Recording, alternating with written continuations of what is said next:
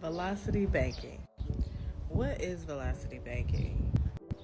Velocity banking is a wealth building strategy where you make principal payments to your house, your car, whatever you're trying to pay off to lower the interest. So basically, you get a high limit credit card or you use your HELOC or something like that as the vehicle to pay off your house, car early.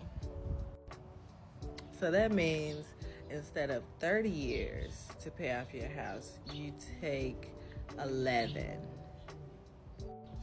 I believe the concept came from Australia because they don't have amortization. So if you buy a house in Australia, it's a 10-year loan, basically. You don't get 30 years to pay it off because there's no amortization.